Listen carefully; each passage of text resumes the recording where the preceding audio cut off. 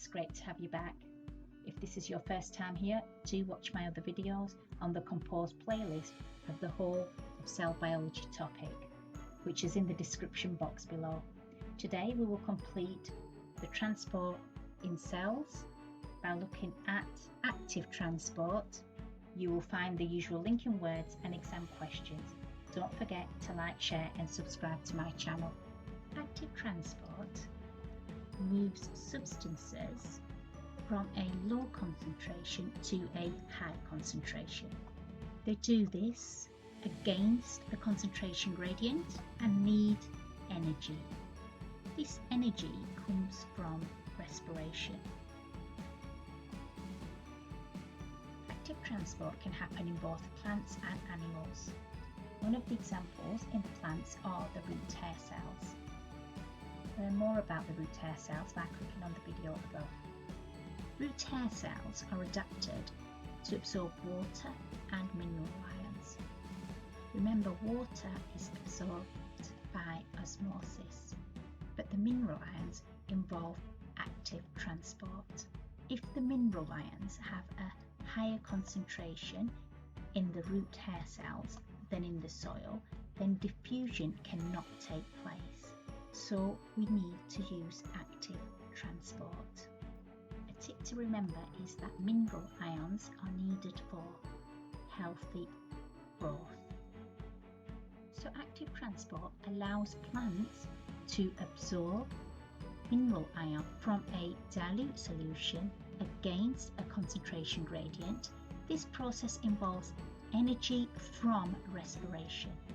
A tip to remember is dilute solution has low concentration of solute and a high concentration of water. Transport also takes place in humans, for example in the gut or the kidney tubules.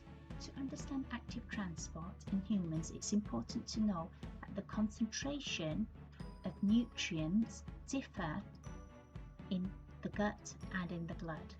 The nutrients include substances such as glucose and amino acids. If the nutrients are high in the gut than in the blood, then diffusion would happen naturally.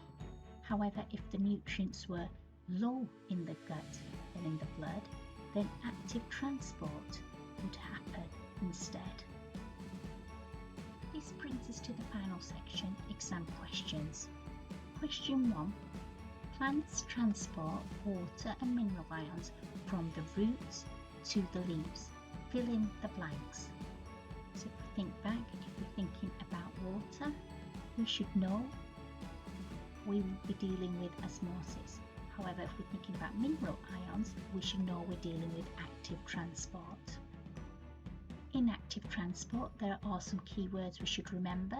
One is going from low concentration to high, and the other is going against a concentration gradient.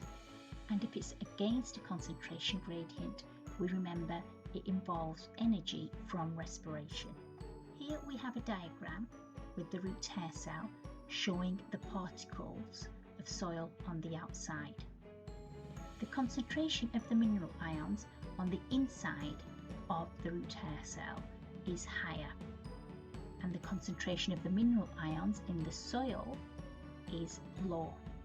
So plants transport mineral ions from a low concentration in the soil to a high concentration in the root cells using energy. Question 1, part B. What process do plants use to transport these mineral ions into the root cells? Tick 1 response. So if they are using energy and they are going against their concentration gradient, we know that it must be active transport. This question is worth 2 marks.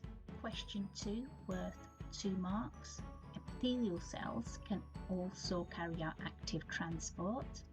Give the name of one food molecule absorbed in the epithelial cell by active transport. If we think back to the gut and the kidney tubules, We looked at nutrients, which are the same as food molecules, and we looked at 2 types, which was glucose and amino acids. So we can put any one of those for our answer. Part 2, why is it necessary to absorb some food molecules by active transport? So the things we need to remember for active transport is that it goes against concentration gradient and it goes from a low concentration to a high concentration. So why is it necessary to absorb some foods? That is because it would go against its concentration gradient and it would go from a low concentration to a high concentration. Part 3 suggests why epithelial cells have many mitochondria. If you've been watching my previous videos, you will know the linking words for mitochondria, which are energy and respiration. So here we can use those 2 key words to formulate an answer to provide the cell with energy from respiration. And that gives us our 2 marks. Part B, some plants also carry out active transport. Give one substance that the plants absorb by active transport. So remember when we talked about plants, we talked about mineral ions and we talked about water. The answer can't involve water because water is to do with osmosis, so our answer should be mineral ions. This question is worth 1 mark. The linking words for today are active transport, diffusion and osmosis. Of active transport, we should think of going from low concentration to a high concentration. We should think of against a concentration gradient, and we should think of energy.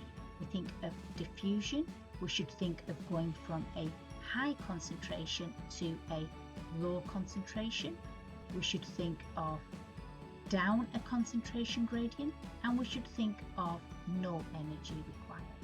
Osmosis, we should think of water.